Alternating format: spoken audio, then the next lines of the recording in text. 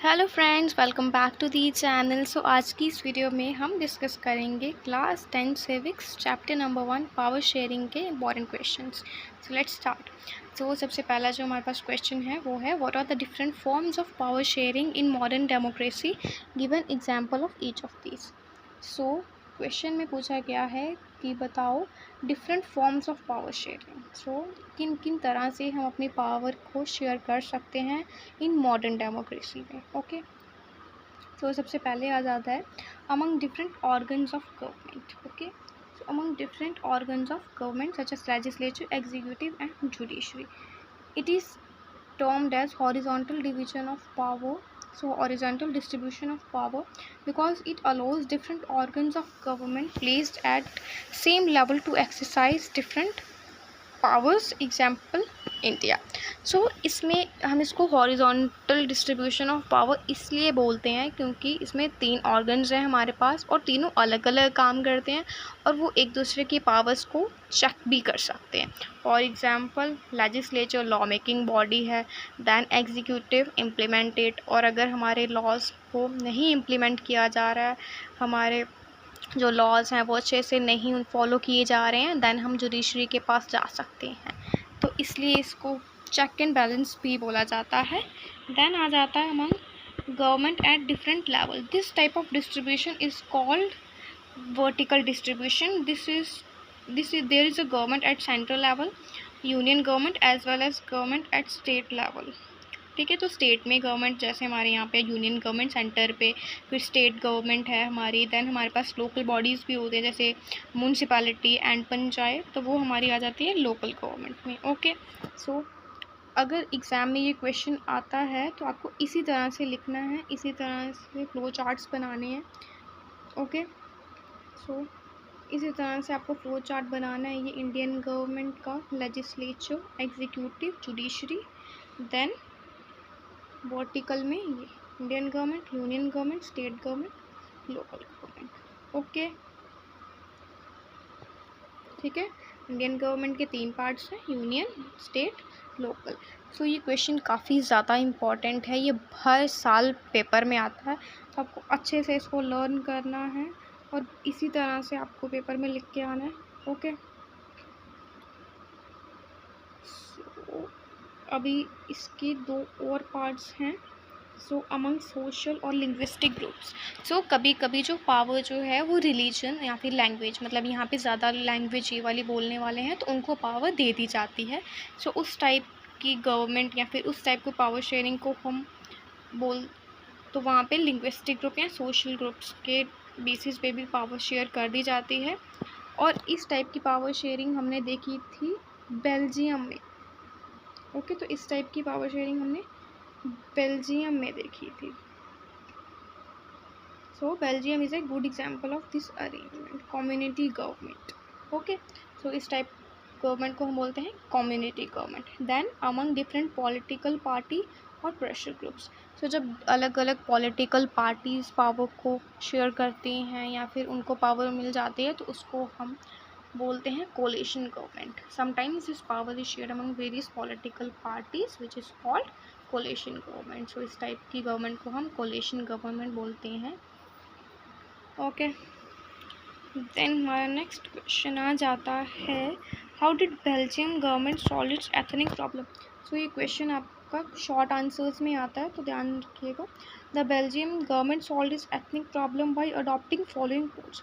Dutch and French speaking minister shall be equal in the central government, मतलब French बोलने वाले और Dutch बोलने वाले दोनों के जो मिनिस्टर्स हैं वो इक्वल होंगे। Many powers of central government has given to state government, means जो सेंट्रल गवर्नमेंट की कुछ पावर्स थी, सेंट्रल गवर्नमेंट की कुछ पावर्स अब स्टेट गवर्नमेंट्स को दी जाएंगी। ओके, देन आ जाता है Brussels has a separate government in which both the communities have equal represented. तो ब्रुसेल्स ने अपनी एक अलग गवर्नमेंट बना ली। Then there is a third kind of government called community government elected by people belonging to Dutch, French and German no matter where they live. So अलग अलग भाई हमने देखे ना कम्युनिटी गवर्नमेंट, तो अलग अलग कम्युनिटीज़ ने अपनी अलग गवर्नमेंट बना ली। सो इस तरह से जो बेल्जियम में एथनिक प्रॉब्लम थी वो सॉल्व हो जाती है। ओके, देन हमारा क्वेश्चन आ जाता है what is power sharing. I think मुझे ये क्वेश्चन सबसे पहले रखना चाहिए था, सॉरी फॉर दिस। सो आगे से ध्यान रखा जाएगा इस चीज़ का। Then what is power sharing? The concept of providing a permanent share of power in the government to different communities or region is termed as power sharing. Under this, the people and leaders of the nation respect the feeling and interest of different communities. वही concept की permanent share मिलना चाहिए government को power का, उसको हम power sharing बोलते हैं। उसके बाद हमारा क्वेश्चन आ जाता है state one prudential and moral reason for power sharing with an example from the Indian context. So Indian concepts को देखते हुए हमें प्रोडेंशियल और मॉरल रीज़न बताना है। तो सिंपल सी एक बात याद रखो, प्रोडेंशियल रीज़न का मतलब होता है नए नए आइडियाज़ लाना, ठीक है, अलग अलग वैल्यूज़ वगैरह लाना, जिससे कि हमारी जो गवर्नमेंट है वो अच्छे से चले और जो लोग हैं ठीक है, लोगों की एस्पिरेशंस हैं वो अच्छे से फुलफिल हो। और जो मॉरल रीज़न है और उसमें होता है कि हमारे पास पावर है, हम कुछ भी कर सकते हैं, हम गवर्नमेंट कोई काम पे आवाज़ उठा सकते हैं, तो उसको मॉरल रीज़न बोलते हैं। और प्रोडेंशियल रीजन्स का मतलब अलग अलग चीज़ें लाना, ठीक है।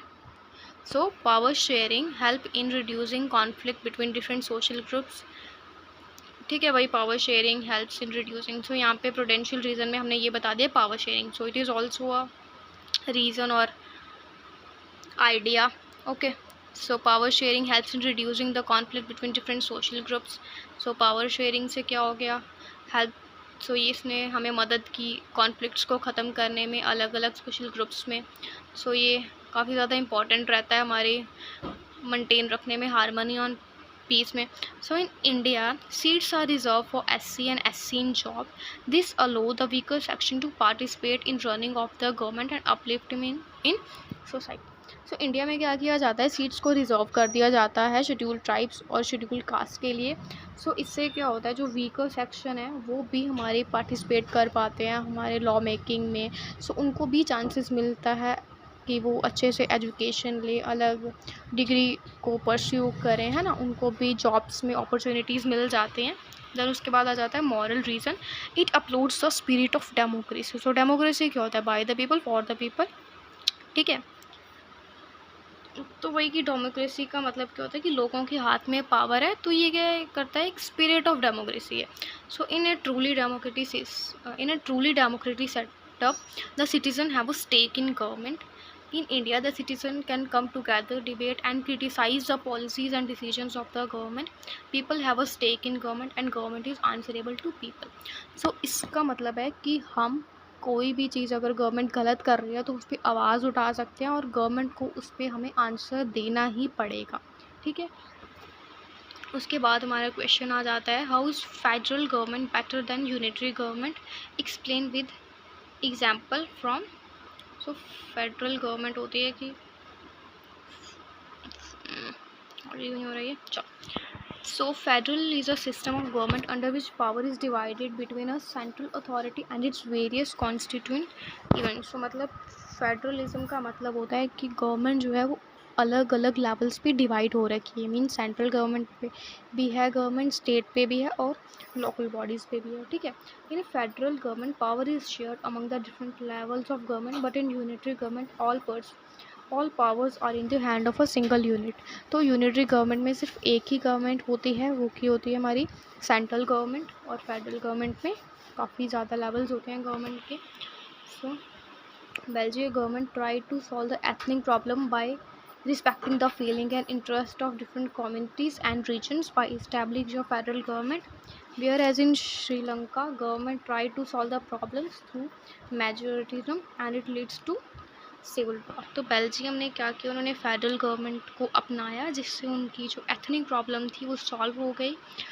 पर जो श्रीलंका ने क्या किया कि उन्होंने मेजोरिटिज़म अप्लाई किया कि जो मेजॉरिटी में या उनको पावर्स दे देते हैं। सो उसकी वजह से वहाँ पे सिविल वॉर हो जाती है, देन हम अपना क्वेश्चन देख लेते हैं। Describe 3 demands of Sri Lankan Tamils.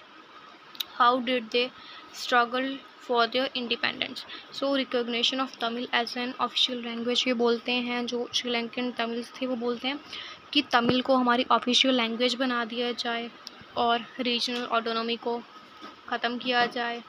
Equal opportunity in securing jobs and educations, ठीक है, इक्वल अपॉर्चुनिटी मिलनी चाहिए उनको जॉब्स में और एजुकेशन में। They formed many political organisation but when the government try to suppress their activity by force this leads to civil war.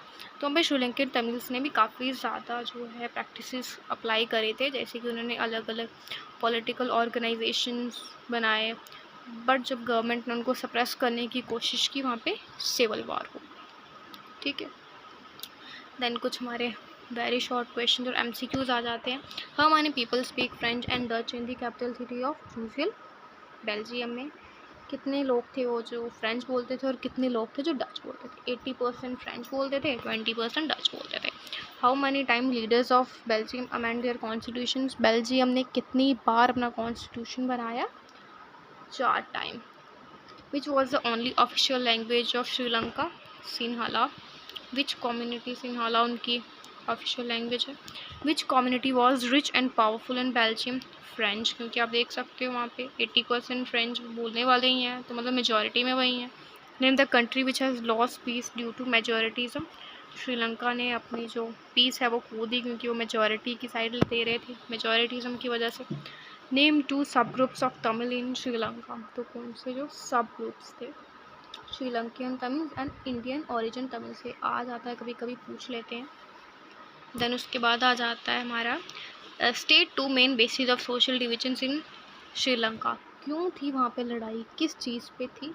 वो था रिलीजन एंड लैंग्वेज। वो बोलते थे कि तमिल रखो, वो बोलते थे सिन्हाला रखनी है, वो बोलते थे हमारा रिलीजन अच्छा है, वो बोलते थे हमारा है, तो इसी वजह से वहाँ पे कॉन्फ्लिक्ट ही लगी रहती थी। So in which year Sri Lanka become a independent country?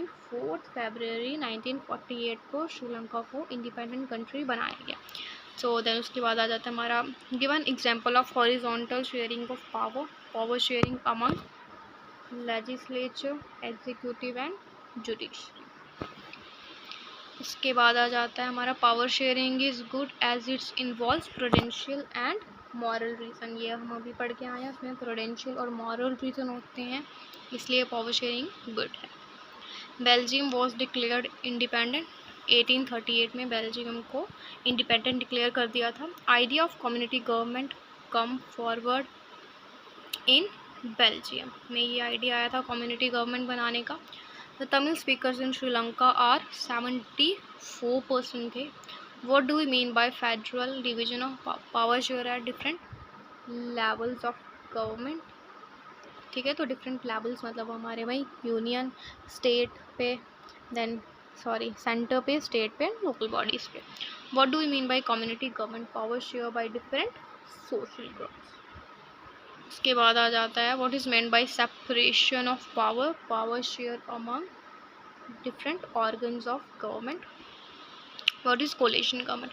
Power share among 2 or more political parties. जब एक, दो या दो से ज़्यादा पॉलिटिकल पार्टीज मिलके एक पार्टी बनाते हैं ना, उसको हम कोलिशन गवर्नमेंट बोलते हैं। तो कभी कभी क्या होती है, कोई पॉलिटिकल पार्टी गिर जाती है ड्यू टू डेथ या कोई भी तरह से, तब भी जो दो या दो से ज़्यादा पार्टी मिलके एक गवर्नमेंट बना देती हैं उनकी सीट लेने की वजह देने के लिए, तो उसको भी हम कोलिशन गवर्नमेंट ही बोलते हैं। Which type of power sharing is called checks and balance? Horizontal division of distribution of power, इसको हम क्या बोलते हैं? Executive, legislature, judiciary.